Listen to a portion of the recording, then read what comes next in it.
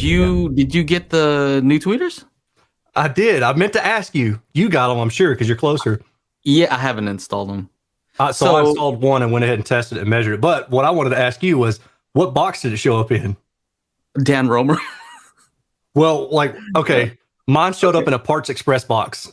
No way. So it's from Mono. So for the people who don't know what we're talking about, I guess we can go ahead and kind of talk about it. I don't know the details of it. But back to the Parts Express box. Was it legitimately or was it like a joke? I think it's a joke. No, I mean it's an. I wish I had it because was a tape. Was a tape Parts Express? I emailed. No, the tape wasn't, but the box is labeled Parts Express. Oh, that's hilarious. Yeah, no, and I emailed Hobie about it. I was like, he asked if I got them, and I said, yeah, and I said, but the really funny thing is, it came in a Parts Express box. I said, I had a real good laugh at that. So I don't think we covered that. The Monoprice, the Monoprice Encore speakers that Joe and I both tested, both of our data showed a pretty significant dip on axis, and I think maybe going a little bit off axis too, right? I can't remember. I mean, put it this way: there's nowhere where I could not get the dip. Yeah. So, and jump in here when I go offline here. Something about basically it didn't look like they had expected it to look like. Something with the tolerances and the process, was that right? Or somebody had maybe done something wrong in the assembly line. I don't know. So they corrected it. Termination. Yeah, exactly. Yeah. That's what somebody said in your, I think it was like a response to one of your posts. Yeah, it's something wrong with the throat termination. I'm like, okay. Yeah, no, that's what, I mean, it's just, well, and I looked at them side by side and physically I couldn't tell the difference. So I'm like, is it the same? Like I expected what I would get would be the tweeter pushed in, like into the throat area a little bit further, or into the mouth of the waveguide. So there wouldn't be, I don't know. I thought maybe they had an offset issue and something was up there. So anyway, Monoprice sent us the new waveguides assemblies with the tweeters loaded into them, and Joe and I are going to. So this is the part where people don't understand the work that goes on in the background. So not only did I have to repair this is like a $3,000 or $4,000 set of speakers. The March Audio Suentuva comes with beryllium domes. Well, what is it? Customs jack these things up, right? Puncture the domes. So then I had to go on to Matasound. I had to order replacement domes, and then I had to order replacement tweeters, take the old ones out, put the new ones in. Then I test them, and I do all that other stuff with them.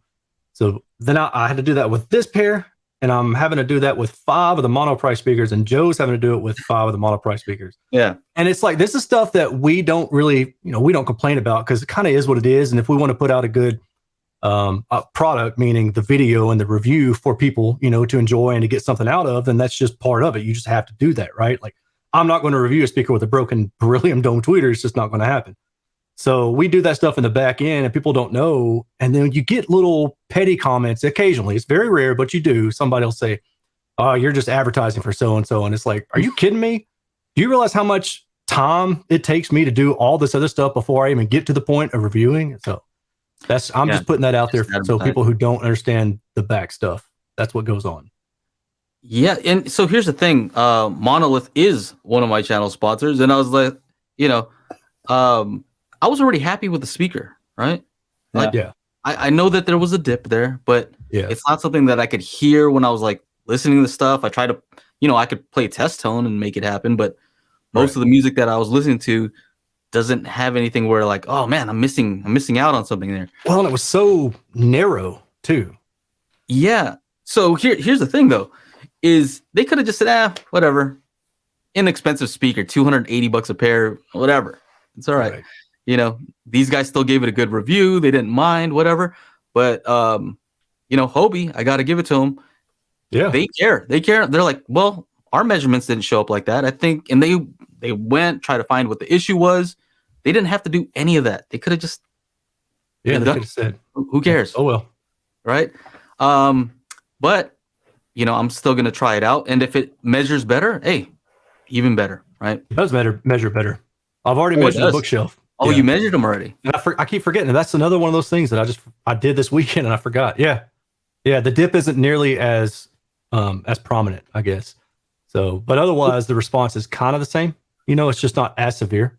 And I think a little bit of a ripple on the higher frequency was resolved too. Would you expect to be able to hear that? I don't know, man. I mean, if you were listening intently for it, then maybe. But that's again, it's not even a thing where you're gonna hear it, but it's more like with measurements. It shows how much these companies care about the quality, right? So even if you may not be able to hear it, they still want it to measure well. I mean, I think that's a good thing. Yeah, they're trying to get the customer the product they intended to get. So I think it's cool that they took it upon themselves to reach out and say, "Hey, that doesn't look right to us. Can we see what's going on and have you guys take care of, like, fix this and re-review it and make sure that what we're doing is what it's supposed to be doing?" Yeah, I'm wondering if they're messing with us because they sent you a Parts Express one, and mine was sent from Dan Romer. No, yeah. So mine came from Dan. Oh, okay. With his name on it, but it came in a Parts Express box. I'm gonna check to see if it's Parts Express. Oh, there's no doubt. I mean, it's Parts Express all over the box. It's not. I'll be back. Y'all go ahead and talk. I've dominated too much of this. I apologize. No, I gotta see. I'm gonna go. I know where the box is. I'm gonna go and check to see if that's. I'm gonna go get my box. Yeah.